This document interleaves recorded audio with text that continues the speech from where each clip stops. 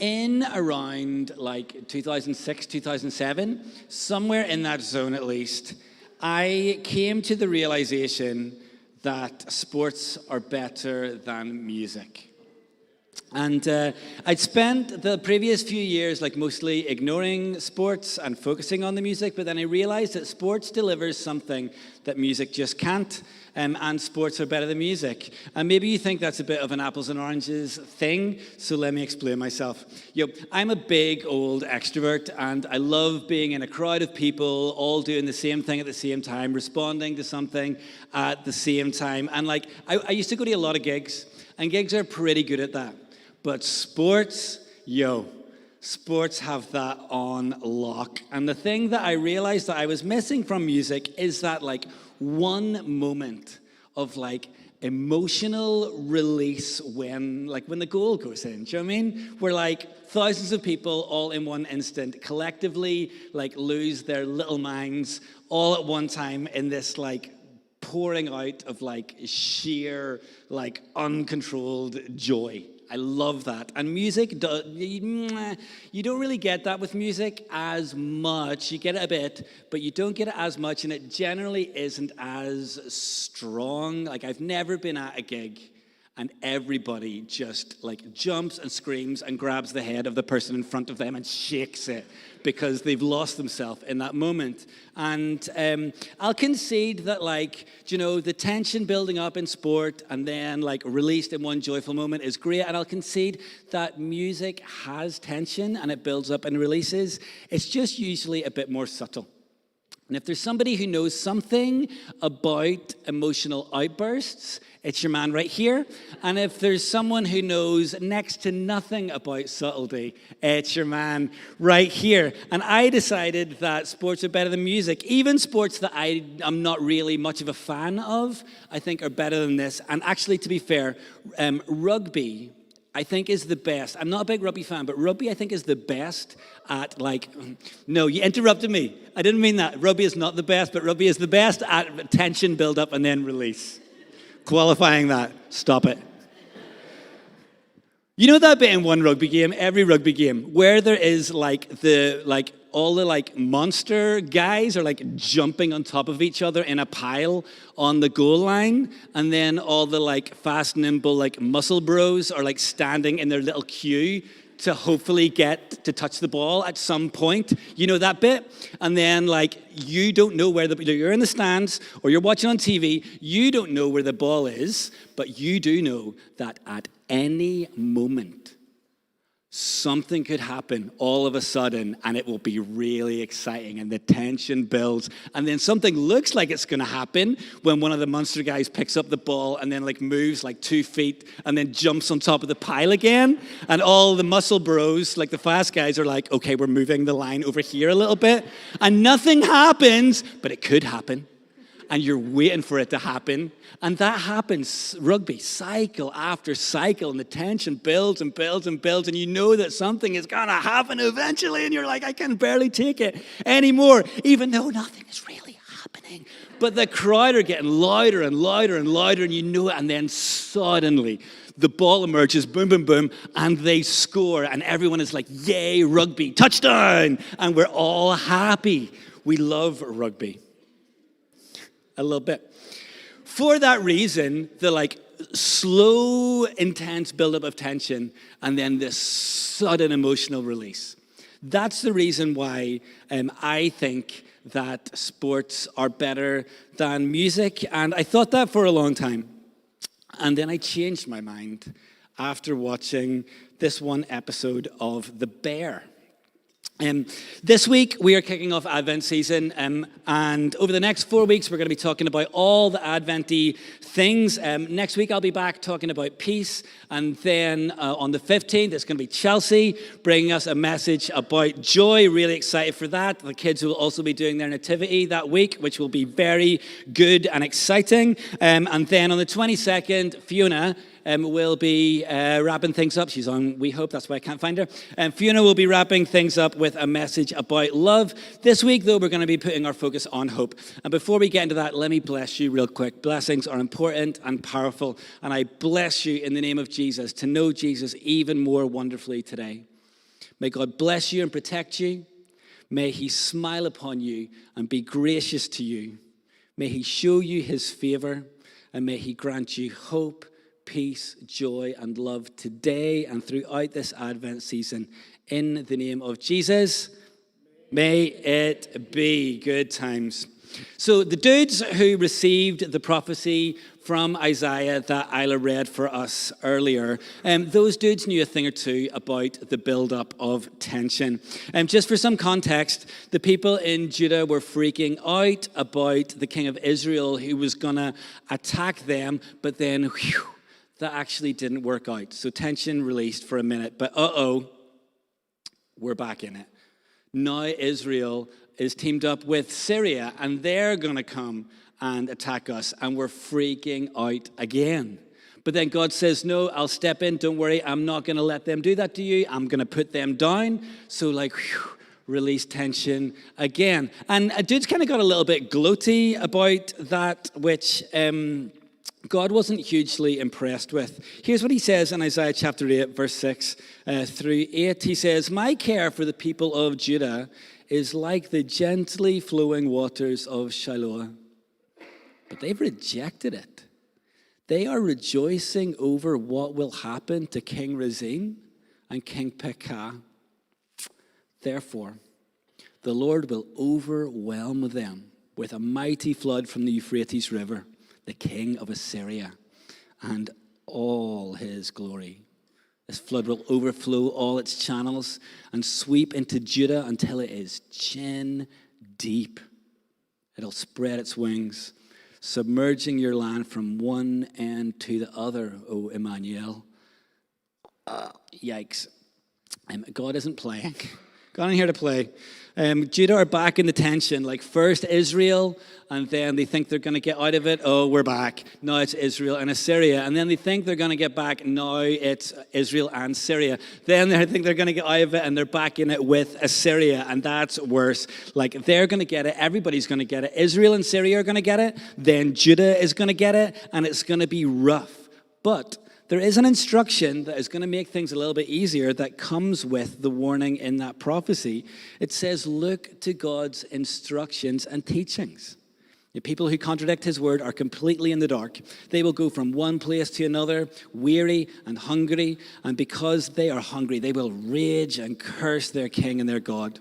They will look up to heaven and down at the earth, but wherever they look, there will be trouble and anguish and dark despair. They will be thrown out into the darkness. Yikes.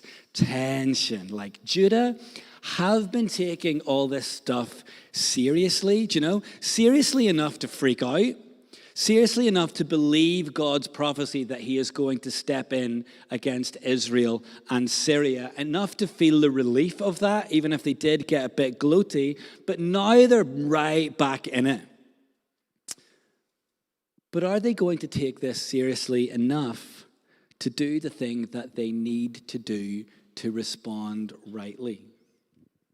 Now, I know that you're taking things seriously because I know that you hang off every word I've ever said and put into action every word I've ever said in a sermon. Good for you. But just in case you need a little bit of a reminder, or if this is your first Advent at Rehope Southside, here's what we have been talking about for the last 2 years regarding hope. In 2022, we kind of pondered whether you can even have hope if things aren't bleak first. Like you kind of need something to contrast the hope against, hoping for something better, do you know what I mean?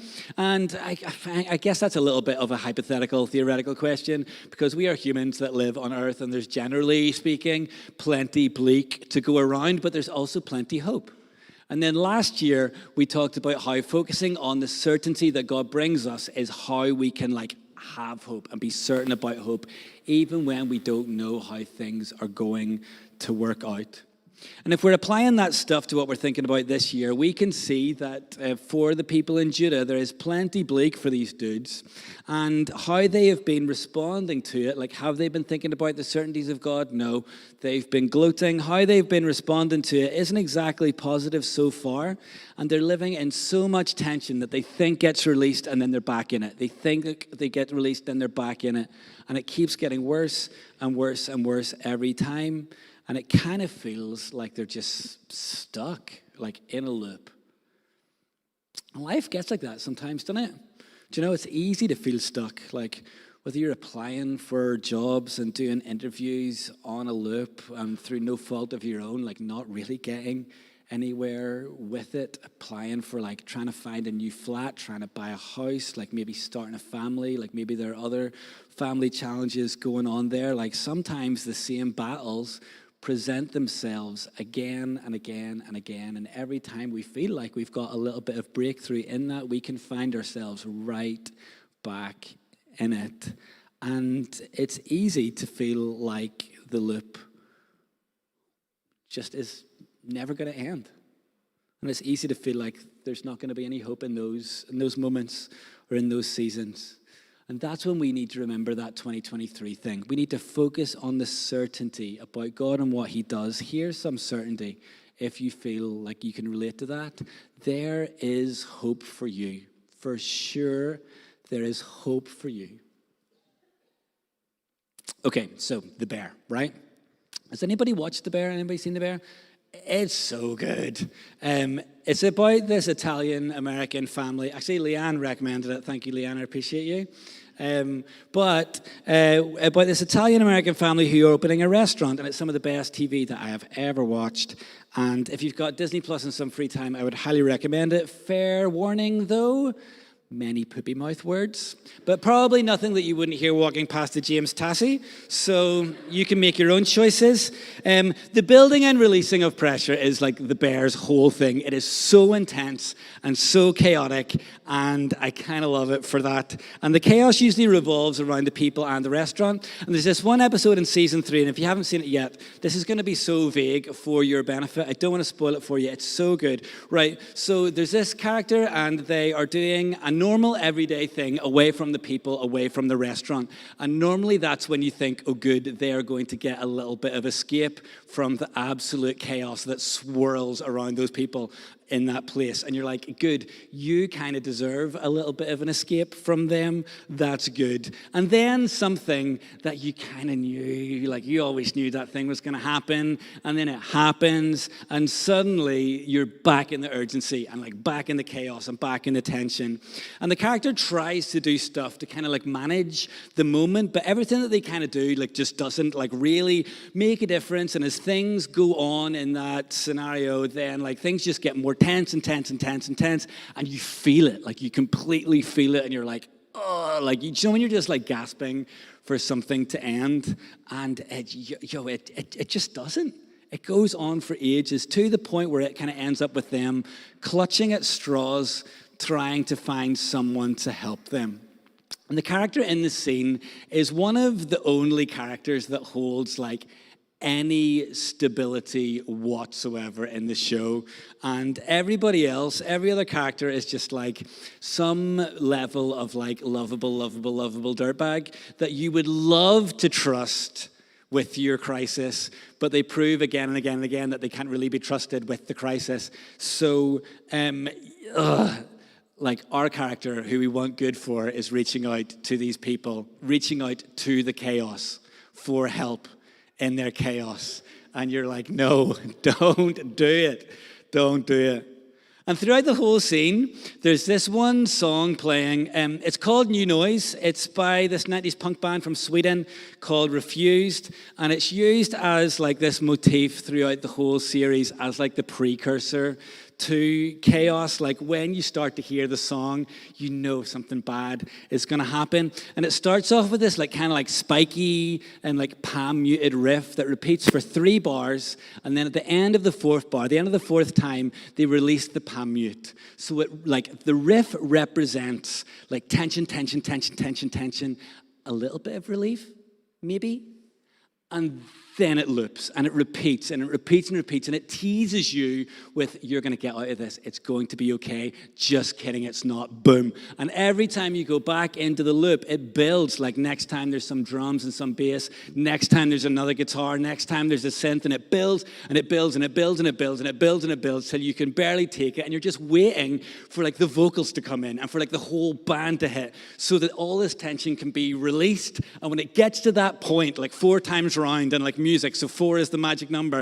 And you're just waiting for it to happen. And then it just like goes into this like weird, like out of context, electronic, like slow-paced ambient thing. And you're like, why am I here? Why am I here? I wanted to be out of the tension, but it's quieter. I feel like there shouldn't be tension, but there still is. It didn't release, and now I'm like, I don't know why this like little like ambient bit is in this punk song. Why am I here? What is going on? And the visuals in the show match the song so well. Like when the character is like all like trying to get out of her moment, their moment, sorry, I was trying not to be any spoilery at all. And when they're trying to get out of their moment, then like it's all like spiky guitars like building up and you're like, the visuals and the dialogue are matching the music. And then when they reach out to other people for help and they're trying to like reach out to different people and you're like, no, not them. And then it gets worse and worse and worse. They start off by trying to reach out to somebody like kind of stable. Not pretty stable, fair, pretty stable, and then it gets worse and worse and worse and worse and worse during that like ambient electronic bit, and like it matches. You're like, why is there this like electronic bit in this punk song? Why are you trying to ask those people for help? What are you doing? And it just goes on and on and on and on and on and on, and you just end up back in the loop. Can you help? No. Can you help? No. Can you help? No. Can you help? No. And you're back in the loop, and you're like, will this ever end?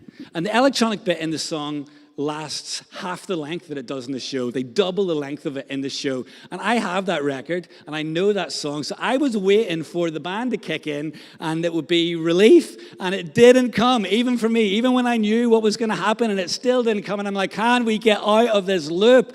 And then the character says the 2 words that you think are going to be the 2 least likely words that they will ever say, and then the band kicks in. And the lyric that it kicks in with is the lyric, can I scream? And you think, not only can you scream, you probably should, because this is just tension after tension after tension, and screaming might be good for you. Now, I know what you're thinking. You're thinking, I love it when Crooksy teaches because he makes everything so relevant and relatable, and his extended side notes on the use of 1990s Scandinavian punk music in TV are especially helpful. You're welcome, my friends.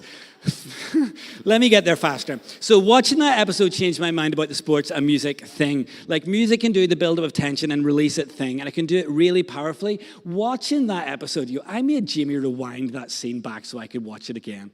The release of tension was so freeing and so powerful that I was like, we need to watch that again. That was incredible. And it makes you think that all of the tension was worth it in the end. That it's all just part of the fun. It's worth it in the end. But in the end, right, you have to get to the end. Like the tension on its own is no good. You need the release. Tension on its own never feels good. And the hope for the dudes in Judah that there's going to be an end of their tension comes in the prophecy that Isla read for us. That there is going to be an end to the loop. There's going to be an end to the darkness, and there's going to be light and hope and help, unlike in the bear, from a reliable, trustworthy source. God can be relied upon to bring hope and help. Now, just so we're tracking here, 2022, can you have hope if it's not bleak? Well, things are bleak for them. And things can be bleak for us. So the potential for hope is real. And we want to focus on the certainties as we respond to hope. And that's good. Here's a certainty. God can be relied upon to bring hope and help. But something Brian said last week is really relevant here, that we can rely on God to do God things, but that's not our invitation to be passive. We need to pursue hope when we are in the tension. And for that, the instruction that God gave to the people of Judah is really great advice. He said, look to God's instructions and teachings. But that's actually a conclusion to a larger bit that he was trying to get through to Isaiah and the people of Judah. This little bit starts off with Isaiah talking. He says, God has given me a strong warning not to think like everyone else does. He says, don't call everything a conspiracy like they do. And don't live in dread of what frightens them. Make the Lord of heaven's armies holy in your life. He is the one you should fear. He is the one who should make you tremble. He will keep you safe. But to Israel and Judah, he will be a stone that makes people stumble, a rock that makes them fall. And the people of Jerusalem, to them he will be a trap and a snare. Many will stumble and fall, never to rise again. They will be snared and captured. Persevere and preserve the teaching of the Lord, and trust his instructions to those who follow me. Now, I will wait for the Lord who has turned away from the descendants of Jacob. I will put my hope in him. I and the children the Lord has given me will serve as signs and warnings to Israel from the Lord of heaven's armies who dwells in his temple on Mount Zion. Someone will say to you, let's ask the mediums who consult the spirits of the dead. With their whisperings and their mutterings, they will tell us what to do. But shouldn't people ask God for guidance? Should the living seek guidance from the dead? Look to God's instructions and teachings. Just a couple of quick things out of this, so that we have got some foundations for our certainty that God can be relied upon when things are difficult. Like, first up, like, God is powerful. Like, just look at how he describes himself here, like the Lord of heaven's armies. He is power, and there is power at his disposal. That's really reassuring, especially since God uses his power to keep people safe. When we need protection, it's good to know that we have God who is strong and able and willing there for us. It is also worth noting that God says he keeps people safe. He does not say that he makes us immune from challenges. That's important to remember. Number 3, like, if you dingy God, like, you're up against it. You know, protection and safety comes with some conditions. Israel and Judah haven't been turning to God. They haven't been following his instructions, and their decisions to go a different way have come with the consequence of them forfeiting God's protection. Let's not do that. Let's not do that. And it's like, we need to be aware and be alert, because people will encourage you to look away from God. Don't do that. Because we need to be real. Like, there are other sources of hope. There are other things we can put our hope in. Do they offer legitimate hope? Maybe. Like, can they legitimately deliver that hope? Like, probably some hope, you know? Like, we can put our hope in a bunch of things, and even if it's only a placebo effect, we could probably feel better about those things. But can they operate on the level of the Lord of heaven's armies? No chance. No chance. So we look to God and his teachings for our guidance. Like, we go to the source of all hope. We want to do what Isaiah says in like chapter 17, where there is a legitimate recognition that things are suboptimal at best, but also a resolve to wait on God and a commitment to put our hope in him as we wait for the positive change and the release of the tension. And the lads in Judah needed some positive change. They needed to break the loop. And it was promised in chapter 9 in what Isla read. It just hadn't got to them yet.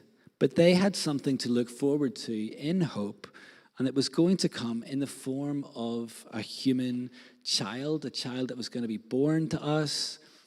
Sorry about that. There's a little slide there with Isaiah 9 on it, and if there's not, my bad.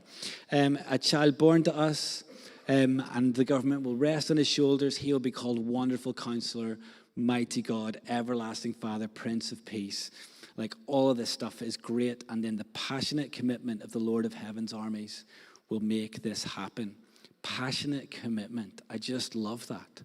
Like, this promised child is going to be the reliable, dependable, strong way that God brings positive change into the world, and will forever change how humans can relate to God. And it takes, for sure, positive, passionate commitment to make this happen. And during the last couple of months in Bible read through, God has been highlighting to me how, like, significant and better and hopeful Jesus' new way is, and through it breaking old patterns and old cycles, like breaking the loop. And in 2 Corinthians, Paul talks about how Moses' way was glorious, but it just wasn't working. And he's right. Like the Old Testament subtitle could kind of be stuck in a loop. And whether that's stuck in a loop of sacrifices, stuck in a loop of exiles, stuck in a loop of oppressions, like that's a lot of what we hear about in the Old Testament, stuck in a loop of bad judges, bad kings, whatever it may be. Jesus' new covenant brings an end to that loop. The thing that we have been waiting for has happened and brings a new way, a better way, a hope-filled way. And the writer of the Hebrews makes this change really clear by saying that all of that old stuff was temporary and that Jesus' way lasts forever. Like that loop has been broken. I'm sure for them it felt like the loop was never going to be broken, but it has, and there's better to come.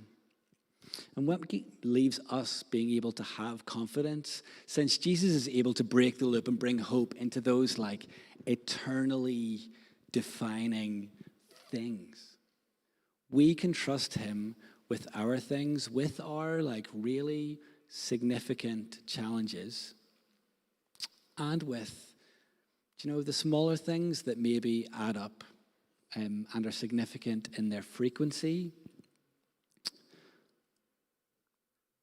that also can make us feel like we're never going to get out of that loop. If Jesus can do those big things, he can do it for our big things, and he can do it for our little things that stack up to a big thing. So we can have confidence because the Lord of Heaven's armies has made this happen through his passionate commitment. So when we're living in the tension, when we feel like we're stuck in the loop, we need to take an example from God and from his passionate commitment as we seek him and seek that hope, his instructions and his teaching. So don't be passive, but instead passionately commit to your pursuit of Jesus. We need to do that. We need to do that. Now, I've been talking about sports and music and the building of tension and the release of it all as if it's something that makes the tension all part of the fun, or like something that's worth it in the end. And sometimes it works out like that. Sometimes it works out like that. Like maybe like when we do land the job, then we'll appreciate it more because we've worked harder for it. And it'll maybe make us less inclined to do that favorite of human things like complaining about work. But we can do that. Sometimes it's worth it in the end, but sometimes it just doesn't work like that. And sometimes the tension and the challenge are never going to feel like they were part of the fun. Sometimes they might not even feel, or it might be hard to see how they were even worth it. And in those times, though, we can turn our hope to the fact that Jesus gets it. He's no stranger to tension. He's no stranger to challenge. And this week, God reminded me through reading Hebrews for Bible read-through that Jesus is no stranger to learning through suffering. As we learn through the challenges we walk through, it's nice when we can see hope. And it's nice if we can see a positive outcome. But sometimes it just doesn't work like that. But there could well be hope for us that just hasn't emerged yet. And maybe the release of tension won't feel like relief or feel like joy or whatever. But the worth it is what God can teach you in this moment. And that can be so vital as we grow and as we develop. And those things might take a little bit of time to emerge. And that's okay. That's okay. And today, as we were meeting to pray before the start of this part of our service, God spoke to me about how he is going to bring hope to people, but he's also going to bring hope through people. And sometimes when we walk through challenging circumstances and we don't see the potential for positive change, we can't see how there's going to be a happy ending to this one. He has got plans in store so that you can learn a thing, so that you can be a resource and a help to other people. He brought some examples of people who are doing that within our community to mind, people who have walked through stuff, walked through the fire and been there so that when they see other people doing the same thing, they can be a resource and they can bring hope. And maybe we just haven't seen the hope for you emerge yet, but maybe you're going to be one who brings hope to other people. And maybe then, even through all the challenge and the pain, you can say, that was hard, but it was worth it.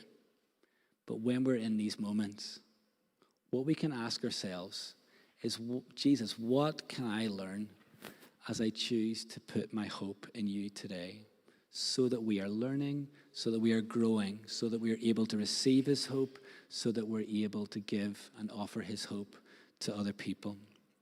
Friends, I've got a little bit of a challenge for you today. It kind of comes in two parts, and one of them is just to reflect for a bit, spend some time thinking about a time where God did something in your life that released a big wave of joy. Especially after a season of challenge.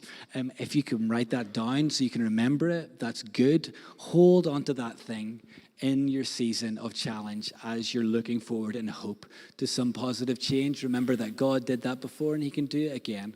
And then pray for breakthrough and positive change. And some things will have a positive, desired, like, this is my happy ending outcome. And you can pray for those things. Like, if you're looking for a new job, pray for a new job. If you're looking for a new flat, pray for a new flat, you know? But there are some circumstances that have got other outcomes. For example, like seasons of grief. It's not going to be one of those things where there is like the happy ending outcome. But just like pray that you find people, like pray that you find people to pray with you, and pray for the breakthrough and the growth and the healing. Or whatever that breakthrough and positive change looks like for you, pray for that. Let me just pray for us, and then we're going to move into a moment of response. Jesus, we bless you. We bless you, and we thank you that you're the one who brings hope, that you're the one who changes and breaks the loop and brings us out of tension and brings us into rest, moves us out of tension, brings us into joy. You break the loop, you bring us out of darkness and put us into light. We bless us in the name of Jesus with hope. God, as you see us in like our challenging circumstances, God, I pray especially you'll be with people who can't see a way out yet, feel like they're still walking in darkness and can't see a way out yet. God, bless. Reveal your paths to them. Give them hope. Provide them with people who can provide them with hope through you. God, give hope to people. Give hope through people. In your name.